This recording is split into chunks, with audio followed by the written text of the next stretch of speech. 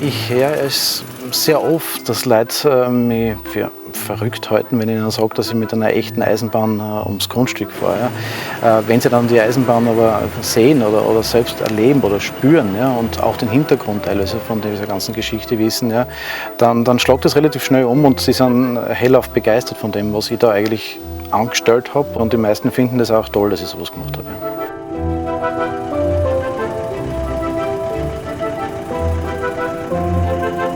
Mein Name ist Harald Stotz und ich habe mit der Pfalzberger Feldbahn den Traum meines Vaters verwirklicht. Also Eisenbahn war immer eigentlich ein großer Teil des Lebens von meinem Vater und von mir. Und als dann Ende 2015 dann bei meinem Vater eine schwere Krankheit diagnostiziert wurde, habe ich dann begonnen, den Traum, den er gehabt hat, eine eigene Feldbahn zu haben, habe ich dann begonnen, in die Realität umzusetzen. Ja.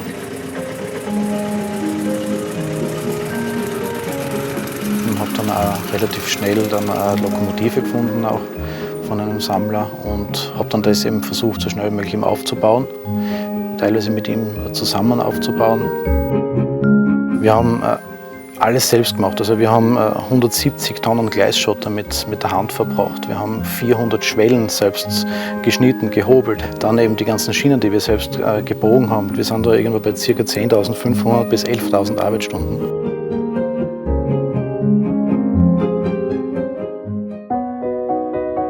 Ja, wie soll ich sagen, ich bin dazu gekommen wie die Jungfrau zum Kind.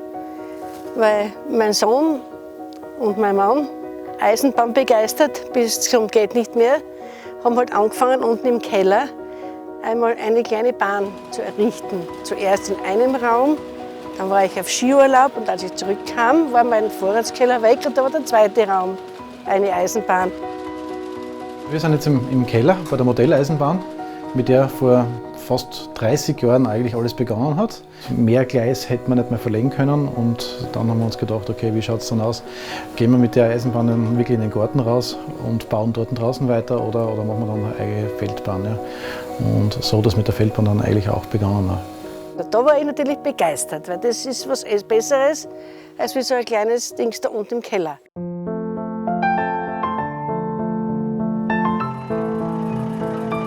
Ich habe eigentlich nie gesagt, dass ich das für meinen Vater gebaut habe. Also zu meinem Vater habe ich es nie gesagt. Ja.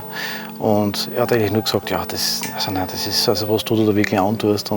Aber es hat ihm gefallen und es hat ihm gefreut. Und ich glaube, er hat das gewusst, dass ich das für ihn mache.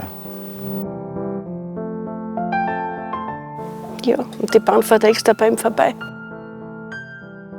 Wir haben jetzt auch einen Uhrenstock genau neben der Eisenbahn gebaut, genau dort, wo er das haben wollte. Dort kommt auch seine Urne rein. Also er ist immer bei uns, er ist immer bei der Bahn und er ist bei jeder Fahrt dabei.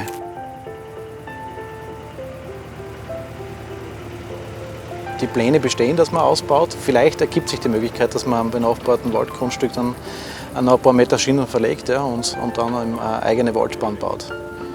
Vielleicht kann ich dann mit der Lokomotive dann Schwammerl suchen gehen.